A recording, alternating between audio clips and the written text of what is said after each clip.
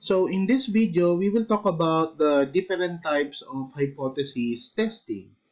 So in descriptive statistics, we discuss the different formulas that you can use para mag-compute ng characteristic ng sample nyo. Okay? And yung mako-compute natin na characteristic ng sample, we're going to use that to analyze your data. So in analyzing your data, you need hypothesis testing. So remember, in hypothesis testing, we are determining if you have sufficient evidence, if your data is sufficient enough to support the null hypothesis.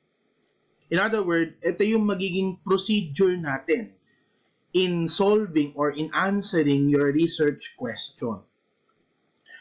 So, before going to different types of hypothesis testing, let us talk about first the classification of statistical tests. So, we have here parametric and non-parametric tests. Now, parametric test assumes distribution of data. So, pag sinabing distribution, tinutukoy natin dyan yung shape ng data. Kasi iba't iba yung shape ng mga data natin. Halimbawa, we have a continuous variable. Yung shape ng data natin, pwedeng ganito, pwedeng pa ganito, o kaya ganyan, or sometimes just a rectangle. Okay? So, yung distribution ng data is yung iba't ibang shape ng data. So, in statistics, meron tayong tinatawag na normal distribution, binomial, exponential, gamma, and Weibull distribution. But don't worry, ito lang naman yung kailangan natin dito, yung normal distribution. Now, kaya siya tinawag na parametric, no? Kasi kailangan niya ng parameter. Yung test na mga parametric, kailangan ng parameter. Remember, in normal distribution, kailangan alam natin yung population mean,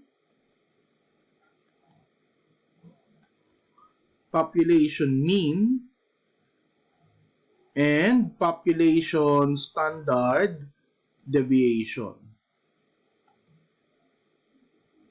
Okay? So these two are the parameters that we need in conducting parametric tests with normal distribution of data. Now, pag non-parametric naman, hindi niya kailangan alamin kung ano yung distribution ng data. So, sa general rule of thumb, kapag yung variable natin is categorical, ibig sabihin kapag label lang, o kaya kapag may arrangement yung categories natin, automatic, non-parametric yung gagamitin natin. And then, gagamit tayo ng parametric test if the variable is measured on continuous scale. So, aside from knowing the distribution of data, kailangan yung variable natin is continuous. Ibig sabihin, sinusukat. Now, if you can still recall central limit theorem back in your probability and statistics, no? Ito yung isa sa mga consequence nun. Kapag yung sample size is very large, halimbawa,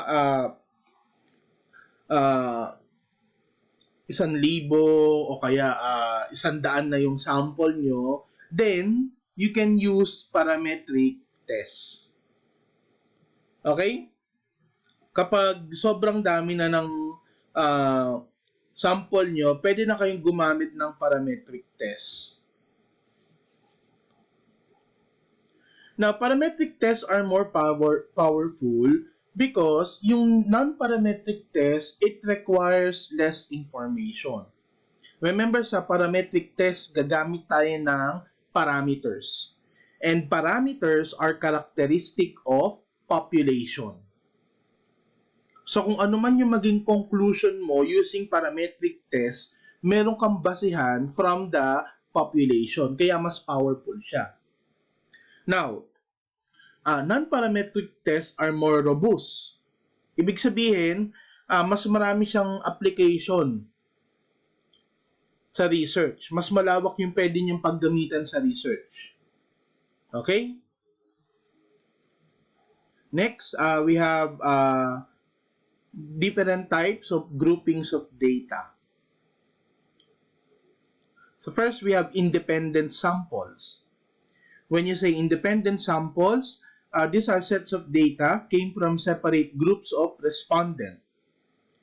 For example, you have male and female respondent, or you have ABM respondent, STEM respondent, and UMS respondent.